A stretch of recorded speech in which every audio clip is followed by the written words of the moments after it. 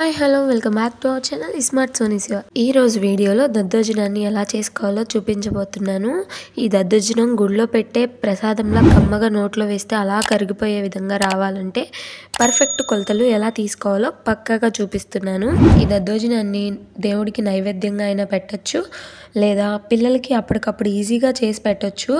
వరలక్ష్మి వ్రతం వస్తుంది కదా, సో పిల్లలు ఉన్న వాళ్ళు, ఆఫీస్కి వెళ్ళే వాళ్ళు ఇలా త్వరగా అయిపోయే ప్రసాదం చేసి దేవుడికి నైవేద్యంగా పెట్టచ్చు. సో మరి లేట్ చేయకుండా ఎలా చేసుకోవాలో ఈ కమ్మనైన దద్దోజనాన్ని చూసేద్దాం రండి. ముందుగా చిన్న కప్పు రైస్ తీసుకుంటున్నాను. నేను ఇక్కడ తక్కువ క్వాంటిటీలో ప్రిపేర్ చేస్తున్నాను. జస్ట్ 2 మెంబర్స్కి సరిపోయే విధంగా చేస్తున్నా. మీరు కొంచెం ఎక్కువగా క్వాంటిటీలో చేసుకోవాలనుకుంటే కప్ని ఇంక్రీజ్ చేసుకోండి. అన్నీ కూడా అదే కప్తో కొలుచుకోండి, సరిపోతుంది. తీసుకున్న రైస్ని 2-3 సార్లు వాష్ చేసుకోవాలి.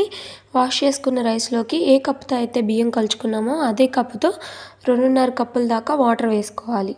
వాటర్ వేసుకున్నాక మూత పెట్టేసుకొని 2 విజిల్స్ వచ్చేంత వరకు మీడియం ఫ్లేమ్లో ఉడికించుకోండి. ఇలా రైస్ అనేది మెత్తగా ఉడికిపోవాలి. తర్వాత అన్నం వేడిగా ఉన్నప్పుడే ఒక గుంట గెరిటె ఉంటుంది కదా, ఆ గుంట గెరిటెని తీసుకొని మెత్తగా మ్యాష్ చేసుకోండి. చూడండి, ఇలా మ్యాష్ చేసుకోవాలి. మ్యాష్ చేసుకున్న తర్వాత ఇందులోకి అదే కప్పుతో 1.5 కప్పు దాకా వేడి పాలను వేసుకోవాలి. వేసుకొని అవి కూడా బాగా కలిసేంత వరకు మిక్స్ చేసుకోవాలన్నమాట. పాలన్నీ బాగా కలిసేంత వరకు బాగా కలుపుకోవాలి. రైస్ అనేది గోరువెచ్చగా అయ్యేంత వరకు వదిలేసేయండి. ఫ్యాన్ కింద పెట్టేసో లేదా అలా పక్కన పెట్టేసి వదిలేసేయండి. ఇలా కొంచెం చల్లారిన తర్వాత ఇందులోకి 2 కప్పుల దాకా పెరుగు వేసుకోండి. కమ్మటి పెరుగే తీసుకోండి, పుల్లటి పెరుగు మాత్రం అస్సలు తీసుకోకండి, ఎందుకంటే త్వరగా పులిసిపోతుంది. సో ఈ పెరుగును కూడా మిక్స్ చేసుకోండి. ఇలా మిక్స్ చేసుకొని బౌల్లోకి ట్రాన్స్ఫర్ చేసుకోవాలి. ఇప్పుడు మనం దీనికి తాలింపు పెట్టుకోవాలన్నమాట. స్టవ్ మీద తాలింపు గిన్నెను పెట్టుకొని అందులోకి 2 టేబుల్ స్పూన్ దాకా ఆయిల్ వేసుకోండి.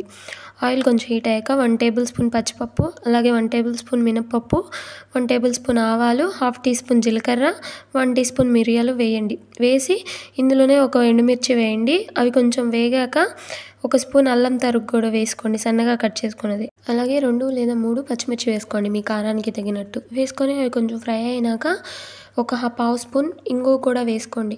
ఇంగువ కూడా వేసుకొని కొంచెం ఫ్రై అయ్యాక స్టవ్ ఆఫ్ చేసేసి కరివేపాకు వేసుకోండి. 2 రెమ్మలు కరివేపాకు వేసుకొని కొంచెం ఫ్రై చేసుకోండి. ఆ వేడికి కరివేపాకు ఫ్రై అయిపోతుంది. సో ఇప్పుడు ఆ తాలింపుని తీసుకొచ్చి మన దద్దోజనంలో ట్రాన్స్ఫర్ చేసేసుకోండి. ట్రాన్స్ఫర్ చేసుకున్నాక రుచికి సరిపడినంత సాల్ట్ వేసేసుకొని తాలింపుని, ఆ సాల్ట్ని దద్దోజనంలో కలిసేంత వరకు మిక్స్ చేసేసుకోండి. మిక్స్ చేసుకొని సర్వ్ చేసేసుకోవడమే. ఇష్టమైతే దీంట్లో కొంచెం కొత్తిమీర కూడా వేసుకోవచ్చు.